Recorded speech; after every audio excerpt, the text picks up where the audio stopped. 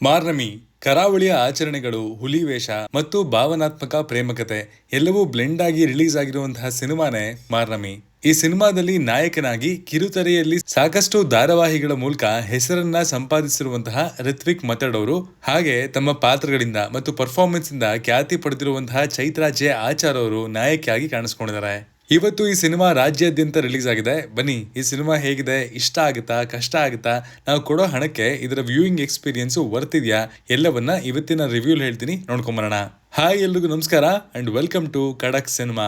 2 ಬಾರಿ cinema release date ಅನ್ನು announce ಮಾಡಿ ಫೈನಲಿ ಇವತ್ತು ತೆರೆ ಕಂಡಿರುವಂತಹ ಸಿನಿಮಾ ಮಾರ್ನಮಿ. ಸಿನಿಮಾದ ಕತೆ ಸುತ್ತೋದು ಮುಖ್ಯ ಪಾತ್ರಧಾರಿ ಚೇತು ಜೀವನದ ಸುತ್ತ. ಇದೊಂದು ಕರಾವಳಿ ಭಾಗದ ಮಣ್ಣಿನ ಕತೆ.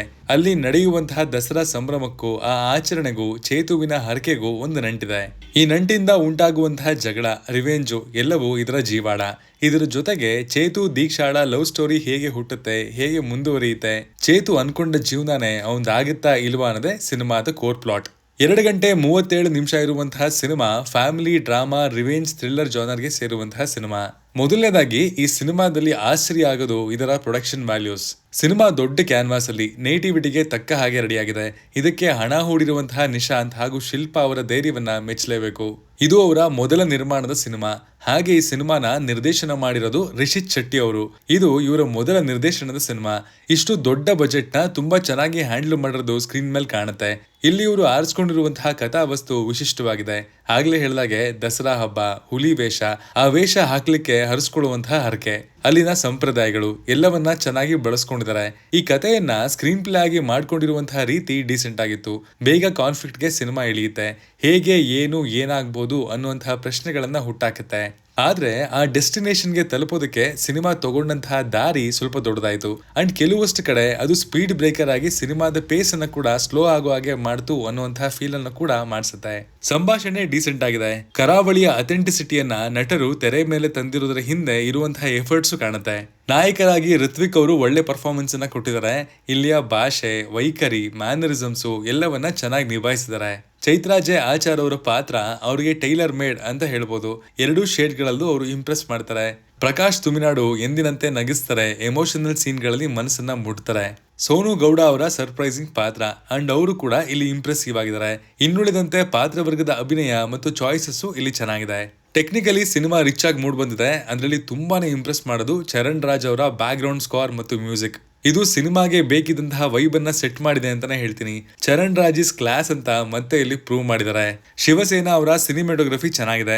ಸಿನಿಮಾ ಕಲರ್ಫುಲ್ ಆಗಿದೆ, ಐ ಪ್ಲೀಸಿಂಗ್ ಆಗಿದೆ. ಕಲರ್ ಗ್ರೇಡ್ ಕೂಡ ಇಲ್ಲಿ ಚೆನ್ನಾಗಿದೆ. ಪ್ರತೀಕ್ ಶೆಟ್ಟಿ ಅವರ ಎಡಿಟಿಂಗ್ ಚೆನ್ನಾಗಿದೆ. ಬಟ್ ನನಗೆ ಈ ಸಿನಿಮಾದಲ್ಲಿ ಸ್ವಲ್ಪ ತೊಂದರೆ ಕೊಟ್ಟಿದ್ದು ಈ ಸಿನಿಮಾದ ಲೆಂತು. ಈ ಸಿನಿಮಾದ ಚೌಕಟ್ಟಿಗೆ ಬೇಕಿದ್ದ ಸಮಯಕ್ಕಿಂತ ಜಾಸ್ತಿನೇ ಸೀನ್ಗಳನ್ನ ಇಲ್ಲಿ ಬರ್ಕೊಂಡಿದ್ದಾರೆ. ಅಂಡ್ ಅದನ್ನ ಸಿನಿಮಾದ ಫೈನಲ್ ಕಾಪಿಯಲ್ಲಿ ಕೂಡ ಉಳಿಸ್ಕೊಂಡಿರೋದು. ಇದು ಎಕ್ಸ್ಪೀರಿಯನ್ಸ್ ನ ಸ್ವಲ್ಪ ಶೇಕ್ ಮಾಡಿದ್ದು ನಿಜ. ಇನ್ನು ಆಸ್ ಎನ್ ಆಡಿಯನ್ ಇದನ್ನ ಇನ್ನೂ ಟ್ರಿಮ್ ಮಾಡಬಹುದಿತ್ತು ಅಂತ ನಾನು ಎಕ್ಸ್ಪೆಕ್ಟ್ ಮಾಡಿದ್ದೆ. ವರದರಾಜ್ ಕಾಮತ್ ಅವರ ಆರ್ಟ್ ಡೈರೆಕ್ಷನ್ ಚೆನ್ನಾಗಿದೆ. ಸಿನಿಮಾನ ಅಥೆಂಟಿಕ್ ಆಗಿ ಇಡುವಂತಹ ಪ್ರಯತ್ನ ಈಸ್ ರಿಯಲಿ ಅಪ್ರಿಷಿಯಬಲ್.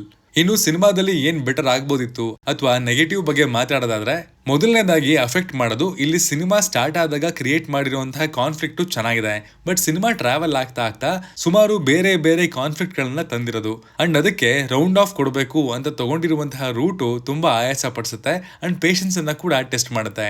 ನಾಯಿಯ ರೆಫರೆನ್ಸು ಮತ್ತು ಪೋರ್ಷನ್ಸು, ಅದರ ಸುತ್ತ ಹೇಳಿರುವಂತಹ ಕತೆ, ಪೋಸ್ಟ್ ಪ್ರೆಗ್ನೆನ್ಸಿ ಎಪಿಸೋಡು, ಸುಮಾರು ಮಾಂಟೇಜ್ ಸಾಂಗ್ಗಳು ಸಿನಿಮಾದ ಪೇಸ್ ಅನ್ನ ಕಡಿಮೆ ಮಾಡಿದ್ವು. ವ್ಯೂಯಿಂಗ್ ಎಕ್ಸ್ಪೀರಿಯನ್ಸ್ ನ ಡೈವರ್ಟ್ ಮಾಡ್ತು ಅಂಡ್ ತುಂಬಾ ಸ್ಪೂನ್ ಫೀಡ್ ಮಾಡೋದಕ್ಕೆ ಹೊರಟು ಎಲ್ಲವನ್ನ ಸ್ಟ್ರೆಸ್ ಮಾಡಿದ್ದಾರೆ ಅಂತ ಅನ್ಸೋದಕ್ಕೆ ಶುರುವಾಯಿತು.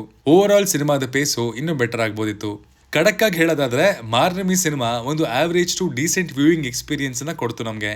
ಫ್ಯಾಮಿಲಿ ಜೊತೆ ಕೂತು ನೋಡ್ಬೋದು. ಪರ್ಫಾರ್ಮೆನ್ಸ್ ಚೆನ್ನಾಗಿದೆ. ಕಥೆಯ ವಿಷಯ, ಸೆಟ್ ಆಗಿರುವಂತಹ ಬ್ಯಾಕ್ ಡ್ರಾಪ್ ಮತ್ತು ಆಚರಣೆಗಳು ಹುಕ್ ಮಾಡುತ್ತೆ. ಕೇಳೋದಕ್ಕೆ, ನೋಡೋದಕ್ಕೆ ಪ್ಲೀಸಿಂಗ್ ಆಗಿದೆ. ಸಿನಿಮಾದಲ್ಲಿ ಡೈವರ್ಷನ್ಸ್ ಮತ್ತು ತುಂಬಾ ವಿಷಯಗಳನ್ನ ಫಿಲ್ ಮಾಡೋದಕ್ಕೆ ಹೋಗಿರೋ ಆಸ್ಪೆಕ್ಟ್ಸ್ ಅನ್ನ ಬಿಟ್ರೆ ಇನ್ನೆಲ್ಲವೂ ನಿಮ್ಮ ಗಮನವನ್ನ ಖಂಡಿತವಾಗ್ಲೂ ಸೆಳೆಯುತ್ತೆ. ಇದಾಗಿತ್ತು ಮಾರ್ನಮಿ ಸಿನಿಮಾದ ರಿವ್ಯೂ. ನೀವೇನಾದ್ರೂ ಸಿನಿಮಾ ನೋಡಿದ್ರೆ ನಿಮ್ಗೆ ಹೇಗೆ ಅನ್ನಿಸ್ತು ಅಂತ ಕಮೆಂಟ್ ಮಾಡಿ ತಿಳಿಸಿ. Signing off, Manu.